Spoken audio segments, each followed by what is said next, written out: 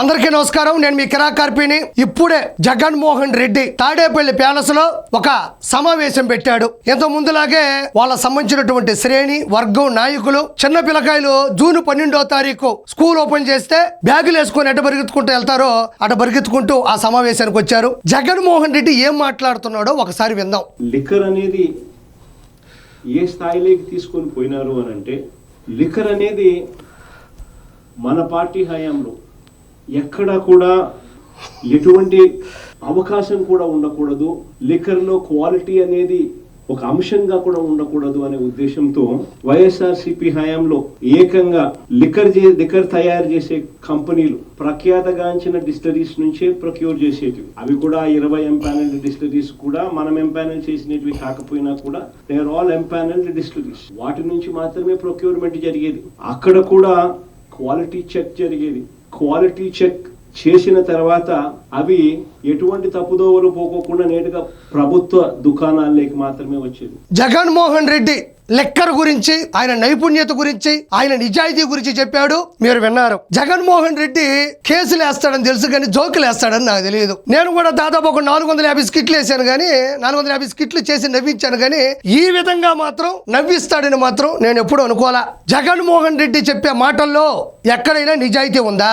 ఆయనంట liquor కి సంబంధించినటువంటి ప్రతి ఒక్క విషయంలో కూడా జాగ్రత్త పాటించాడంట.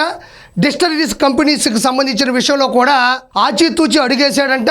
దాంతోపాటు ప్రతి ఒక్క విషయంలో నిజాయితీగా ఉండింది. అక్కడి నుంచి ఇక్కడికి వచ్చేటువంటి మందు ఏదైతే ఉందో అన్ని చోట్లకి కరెక్ట్గా వెళ్ళింది అంటున్నాడు. నేను జగన్మోహన్ రెడ్డిని సూటిగా ప్రశ్నిస్తుండా. 2019 నుంచి 2024 మధ్యన జాతీయ అంతర్జాతీయ బ్రాండ్లను ఇచ్చేటువంటి డిస్టిలరీస్ కంపెనీలని హస్తగతం చేసుకొని నీ సొంత ఫార్ములాతో వాళ్ళని భయపెట్టి బెదిరించి కిడ్నాపులు చేస్తే గన్నలు పెట్టి చంపేస్తానని చెప్పి ఆ 20 జాతీయ అంతర్జాతీయ బ్రాండ్లను ఇచ్చేటువంటి కర్మాగారాలని కంపెనీలని డిస్టిలరీస్ అని నీ స్వహస్తాలతో హస్తగతం చేసుకొని సొంత ఫార్ములాలతో ఓన్లీ పచ్చిమందే. నేను ఇంతకుముందు కూడా లెక్కర్ స్కామ్ గురించి, కల్తీ మద్యం గురించి నేను చేసిన వీడియో ఎంత చక్కర్లు కొట్టిందో, ఎంత వైరల్ అయిందో నేను ప్రత్యేకంగా చెప్పనక్కర్లేదు.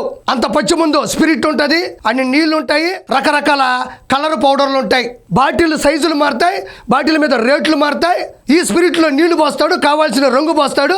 బాటిల్లో పోసి అది పెద్ద బాటిలా చిన్న బాటిలా దాన్ని బట్టి కూడా దాని మీద అతను ఆ ఖర్చు అంటే ఏదైతే ప్రైజ్ ఉంటుందో ధర నిర్ణయించేటువంటి పరిస్థితి. అది నిజమా కాదా? అది నిజం కాకపోతే జాతీయ అంతర్జాతీయ బ్రాండ్లు 2019 నుంచి 2024 మధ్యన ఆంధ్రప్రదేశ్ రాష్ట్రంలో ఎందుకు లేవు అని అడుగుతుండా. బూమ్ బీర్లు ఎక్కడి నుంచి వచ్చినాయి? 3 క్యాపిటల్స్ ఎక్కడి నుంచి వచ్చింది? 7 హార్సెస్ ఎక్కడి నుంచి వచ్చింది? ఏది కళ్ళ ముందు కనబడితే ఆ కంటెంట్ని చూసి ఒక 7 గుర్రాలు అటు పోతున్నాయి, ఆ 7 హార్సెస్ అని పెట్టండి. మనము 3 క్యాపిటల్స్ అని చెప్పాం, అవి చేయలేకపోతున్నాం. 3 క్యాపిటల్స్ పెట్టేసేయండి. నచ్చిన పేర్లు పెట్టి నచ్చిన షేర్లు తీసుకొని లక్షల కోట్ల రూపాయలు లూటీ చేసింది ఎవరు? నువ్వు కాదా? అక్కడి నుంచి మందుని సరఫరా చేసే క్రమంలో డిస్టిలరీస్ కంపెనీల దగ్గర కేసుల మీద ఎంత ఆదాయాన్ని గడించావు అన్నది ప్రత్యేకంగా చెప్పనక్కర్లేదు. నువ్వు నిజాయితీ పరుడివి అయితే నువ్వు నికార్సగా మందుని పంపిణీ చేసి ప్రభుత్వ దుకాణాలకు సరఫరా చేసిన వాడివి అయితే ఎక్కడ తయారవుతుందో అక్కడి నుంచి మద్యం దుకాణాలకు వెళ్ళేటువంటి GPS కావచ్చు, ప్రోగ్రామింగ్ కావచ్చు, సాఫ్ట్వేర్ కావచ్చు.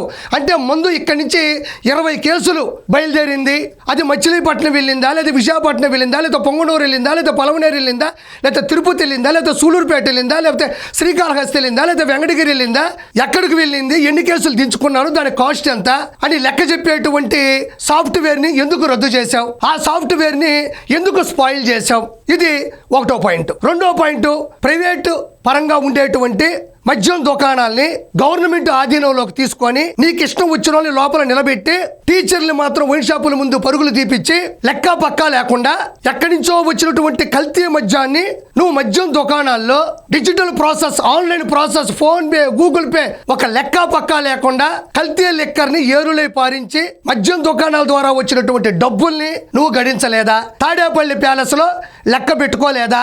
ఈ డబ్బులు ఏం చేశావు అని అడిగితే రాజకేశిరెడ్డి, ధనంజయ రెడ్డి, కృష్ణమోహన్ రెడ్డి, మిథున్ రెడ్డి చెప్పుకుంటూ పోతే దాదాపు 40 మంది ఉన్నారు ఇందులో అక్యూజ్డ్గా. ఈ మధ్యన 2-3 ఛార్జ్ షీట్లు కూడా ఫైల్ అయినాయి. ప్రతి ఒక్కటి బయటకు వస్తూ ఉంది. కల్తీ మద్యం చేసి, నాసిరకం మద్యం చేసి దాన్ని తీసుకొని వచ్చే లెక్క పక్క లేకుండా ప్రభుత్వం పేరు చెప్పి లోపల పెట్టి ఆ మద్యం ద్వారా వచ్చిన డబ్బుల్ని టిప్పర్లతో, వ్యానులతో, లారీలతో, అతిపెద్ద వాహనాలతో తాడేపల్లి ప్యాలెస్కి పంపించి అక్కడి నుంచి ఆ డబ్బుల్ని బెంగళూరులో రియల్ ఎస్టేట్లు, హైదరాబాద్లో సినిమాలు, దుబాయ్లో మైనింగ్లు, గోల్డ్ బిస్కెట్లు, షేరు మార్కెట్లు, హాస్పిటల్స్లో, విద్యాలయాల్లో పెట్టుబడులు, చివరిగా ఆ డబ్బులు తీసుకొని వచ్చి ఎలక్షన్స్లో పెట్టలేదా అని అడుగుతున్నా. నువ్వు నిజంగా మద్యం కల్తీ చెయ్యకపోతే, మద్యం లెక్కలు రూటు మార్పించకపోతే అన్ని వేల కోట్ల రూపాయల లూటీ ఎలా జరిగింది? నీ పుణ్యమా అని చెప్పి నువ్వు చేసిన లెక్కర్ మాఫియా, కల్తీ మాఫియా, నీచాతి నీచమైనటువంటి స్పిరిట్ ని వాళ్ళ నోళ్ళలో పోయడం వల్ల ఎంతమంది కిడ్నీలు,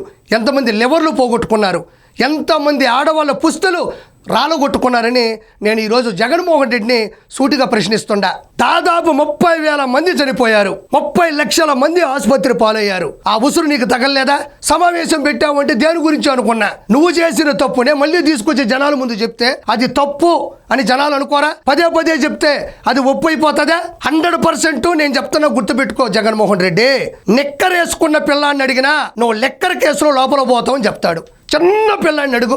ఎందుకంటే ఆ పిల్లలు కూడా ఆ కుటుంబంలో పోగొట్టుకున్న తండ్రులు ఉన్నారు, అన్నలు ఉన్నారు, బంధువులు ఉన్నారు. వాడు కూడా ఎంతో కొంత నాలెడ్జ్ ఉంటుంది. నువ్వు లెక్కర కేసులో లోపల పోతావు, ఎప్పుడు వస్తావన్నది అంతు చిక్కదు. నువ్వేమనుకున్నావంటే 151లో 5 పోతే 146 వస్తాయనుకున్నావు. కానీ 151లో 5 ఎక్కడ పోయింది తెలుసా? 2 ఒకట్ల మధ్యన పోయింది. ఎందుకు పోయింది? ఇలాంటి చేసినటువంటి దొంగ పనులు, దౌర్జన్యాల వల్ల చనిపోయిన వాళ్ళ ఉసురు తగిలి ఈరోజు నీకు ప్రతిపక్ష హోదా లేకుండా పోయింది. ఆంధ్రప్రదేశ్లో అడుగుపెట్టే దమ్ము లేకుండా పోయింది. ఈరోజు తల్లిని చెల్లిని ఇంటికి తీసుకొచ్చే ధైర్యం లేకుండా పోయింది. బాబాయ్ చనిపోతే నా బాబాయ్ని ఎవరు చంపారో త్వరగా విచారణ చేపట్టి వాళ్ళ మీద చర్యలు తీసుకోండి అని అడిగే స్తోమత నీకు ఎందుకు లేదు. కాబట్టి దెయ్యాలు వేదాలు వల్లిస్తే ఎలా ఉంటది, అలా ఉంది ఈ సమావేశం. జగన్మోహన్ రెడ్డి ఏం మాట్లాడు మళ్ళీ ఇంకోసారి విందాం. ఎలా పనిచేస్తా ఉంది అని చెప్పి ఒకసారి ఒక సామాన్యుడిగా ఒకసారి జగన్మోహన్ రెడ్డి చెప్తున్నాడు, నేను ఒక సామాన్యుడిలా ఆలోచిస్తున్నాను అన్నాడు.